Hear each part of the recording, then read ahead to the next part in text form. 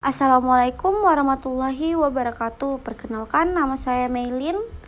Saya dari Akuntansi Fakultas Ekonomi dan Bisnis Universitas Tanjung Pura. Di sini saya akan menjelaskan mengenai etika akuntan. Etika itu? Etika adalah segala sesuatu yang terkait dengan baik atau buruk, benar dan salah. Standar etika adalah apa yang secara umum diterima oleh kelompok tertentu sebagai suatu yang baik atau buruk, benar atau salah.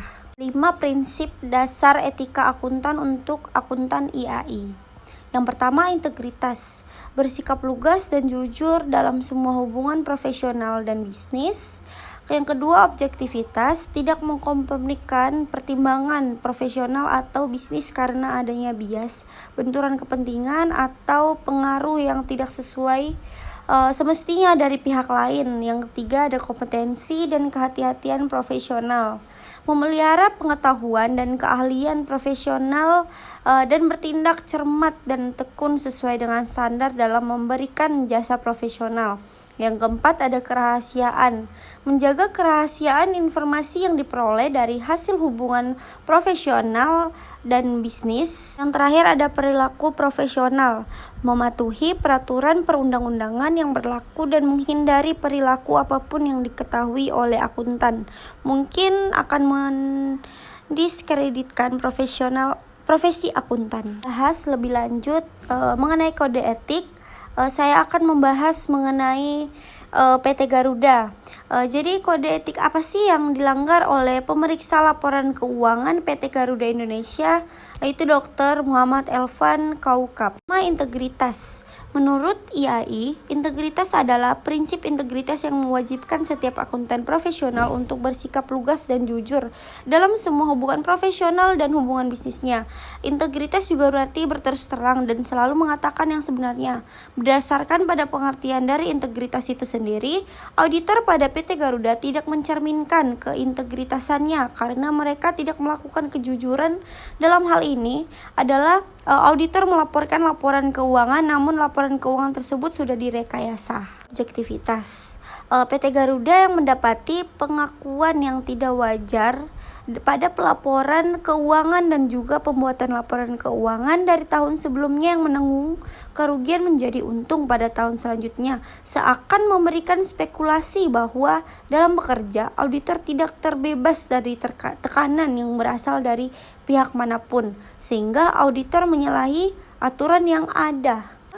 Perilaku auditor pada kasus laporan keuangan di PT Garuda membuat dampak buruk bagi profesi akuntan. Salah satunya yaitu semakin berkurangnya rasa percaya masyarakat terhadap akuntan yang notabene akuntan seharusnya memiliki pola sikap yang jujur serta dapat dipercaya.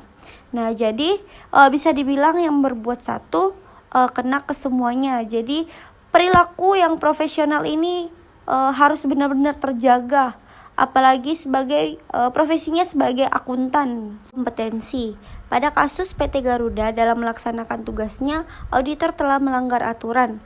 Fakta bahwa pihak PT Garuda melanggar undang-undang menunjukkan bahwa dalam melakukan tugasnya, auditor tidak profesional sehingga tidak mematuhi peraturan perundang-undangan yang berlaku. Dari semua pelanggaran etika yang dilakukan oleh akuntan publik menunjukkan bahwa akuntan publik tersebut tidak menjunjung tinggi sikap profesionalisme sehingga atas kasus tersebut mengurangi kepercayaan publik terhadap profesi akuntan publik. Selanjutnya, pelanggaran etik apa saja sih yang dilakukan oleh akuntan publik pemeriksa PT Garuda? Etik yang dilakukan akuntan publik dalam memeriksa laporan keuangan pada PT Garuda Indonesia, menurut Kementerian Keuangan ada 3 kelalaian. Hal itu akhirnya berujung sanksi dari Pusat Pembinaan Profesi Keuangan atau PPPK. Dalam pengumuman nomor PENG 11 PPPK 2019, Menteri Keuangan menjatuhkan sanksi pembekuan izin kepada akuntan publik Kasner Sirumapea dengan nomor registrasi AP0563 untuk jangka waktu 12 atau 2 12 bulan mulai tanggal 27 Juli 2019 sampai dengan 26 Juli 2020 melalui keputusan Menteri Keuangan nomor 312 KM 1 2019 tanggal 27 Juni 2019 tentang sanksi pembekuan izin akuntan publik Kasner Sirumapea. Kesimpulan. Yang pertama, akuntan memiliki kode etik yang mau tidak mau harus dipatuhi atau ada yang boleh dilakukan dan yang tidak boleh dilakukan. Yang kedua, etika auditing adalah sikap dan perilaku menaati ketentuan dan norma kehidupan yang berlaku dalam proses sistematis untuk memperoleh dan menilai bukti-bukti secara objektif yang berkaitan dengan asersi-asersi manajemen.